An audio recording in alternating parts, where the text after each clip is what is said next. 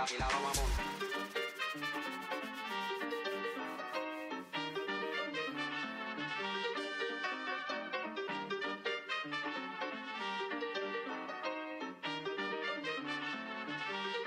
Pónteme de espalda. Ahí.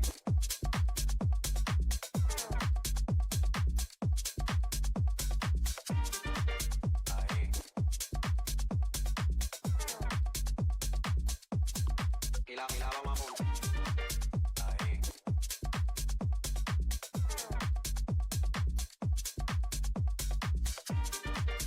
Ahí.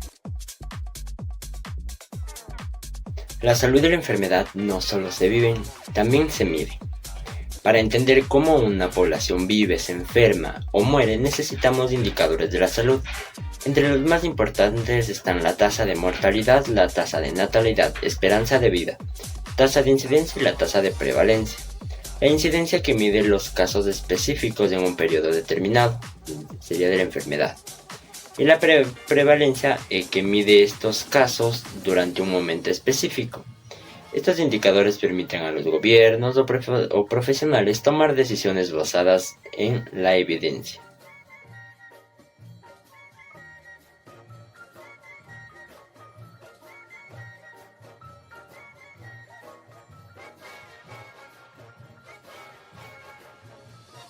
A continuación vamos a hablar acerca de lo que son los tipos de datos y lo que es la tabulación. Para medir y analizar correctamente, primero debemos entender qué tipo de datos estamos utilizando. Primero tenemos que saber que los datos se dividen en dos grandes grupos, cualitativo y lo que es cuantitativo.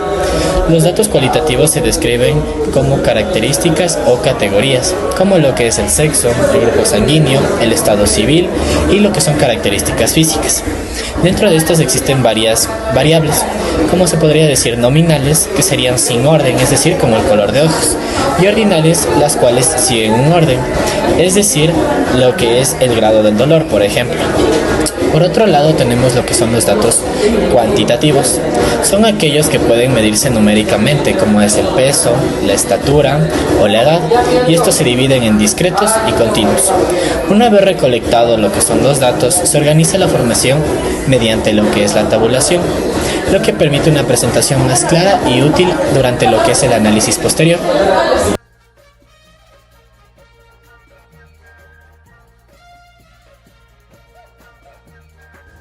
Corredor endémico. Una vez tabulados los datos, es fundamental representarlos visualmente. Los gráficos ayudan a identificar patrones y anomalías. Uno de los más importantes en la epidemiología es el corredor endémico. Este gráfico permite comparar el comportamiento actual de una enfermedad con su comportamiento habitual o esperado. Se utiliza para detectar brotes, epidemias o desviaciones inusuales. El corredor se construye con promedios históricos y zonas que indican si los casos actuales están dentro del rango esperado. Es una herramienta clave para la vigilancia epidemiológica. Gracias.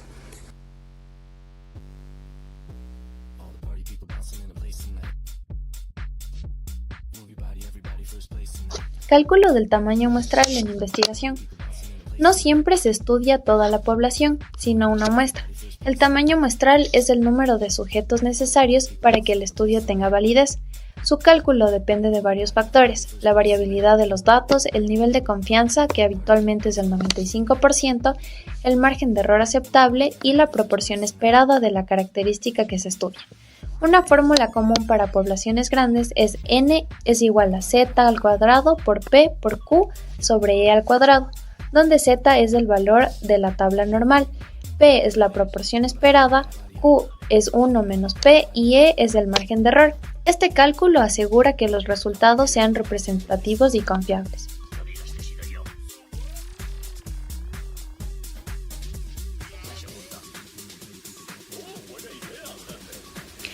Comparación de la frecuencia de enfermedad y medidas de asociación. Para interpretar los resultados, comparamos la frecuencia de enfermedades entre grupos. Existen dos enfoques principales, el absoluto y el relativo. En la comparación absoluta, hablamos de tres principales características.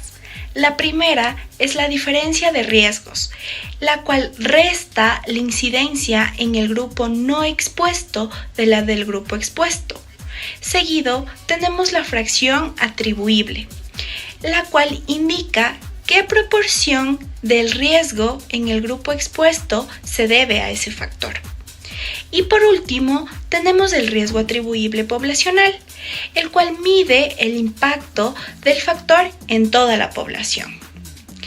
En la comparación relativa, usamos el riesgo relativo o razón de tasas. Este cociente muestra cuántas veces es más probable que ocurra una enfermedad en un grupo comparado con otro.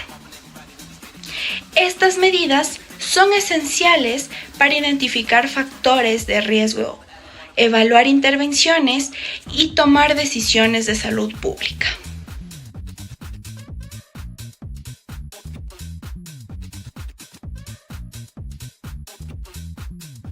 Los indicadores epidemiológicos no son solo números abstractos, son herramientas estratégicas que ayudan a definir prioridades de la salud en diferentes niveles, local, regional y nacional. Por ejemplo, si una región presenta una alta tasa de mortalidad materna, los tomadores de decisiones pueden asignar más recursos a centros obstétricos, capacitar personal médico o mejorar el acceso a servicios de salud reproductiva.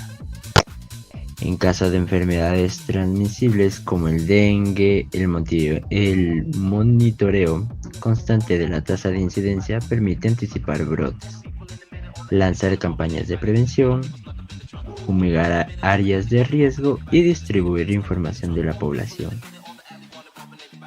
Los datos guían la acción. Una política de salud sin respaldo estadístico es como conducir sin mapa. Por eso, todos los conceptos no son solo académicos, sino herramientas prácticas en la vida real.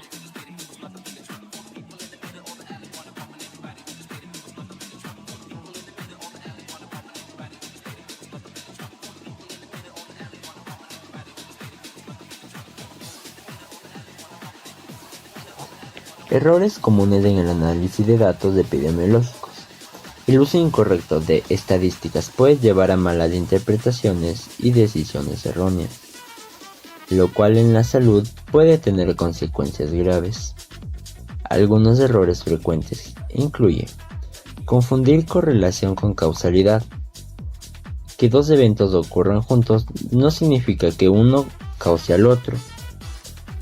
No ajustar por variables de confusión, por ejemplo. Si relacionamos café con enfermedad cardíaca pero no controlamos el factor tabaquismo, podríamos sacar conclusiones equivocadas. Mal uso del tamaño muestral. Un estudio con una muestra muy pequeña puede no representar bien a la población y generar resultados poco confiables. Sesgos de selección o de medición. Si los datos no se recolectan correctamente, todo el análisis posterior se ve afectado. Por eso es crucial entender tanto los conceptos como las limitaciones de los métodos.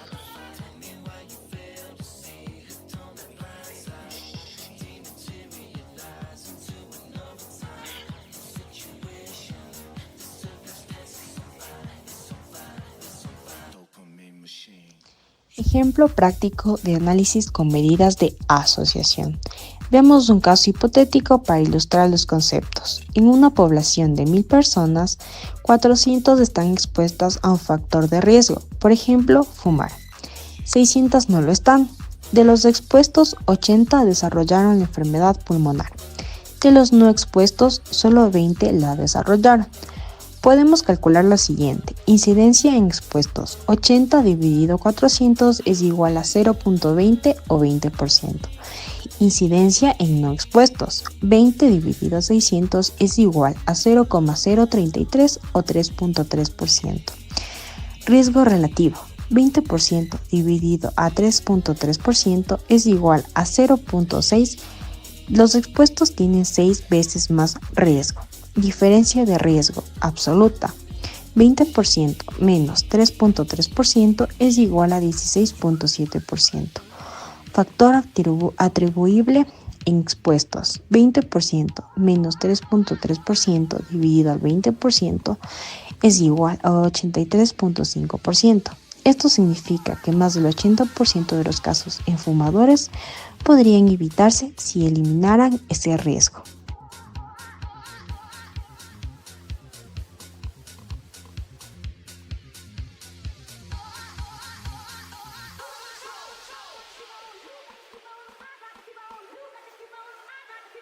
Reflexión sobre el rol del profesional de salud. El profesional de salud no solo debe entender síntomas o diagnósticos clínicos, también debe leer datos, analizar patrones y anticipar riesgos. Las decisiones clínicas, los programas de intervención y la vigilancia epidemiológica dependen de este conocimiento.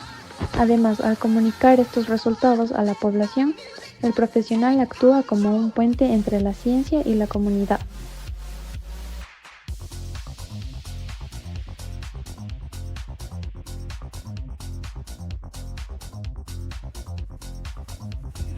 Comprender estos conceptos permite desarrollar investigaciones más profundas, tomar decisiones clínicas más informadas y planificar una política de salud más efectiva. Desde el uso de indicadores hasta el análisis de riesgo, cada paso forma parte de un proceso riguroso para proteger y mejorar la salud pública.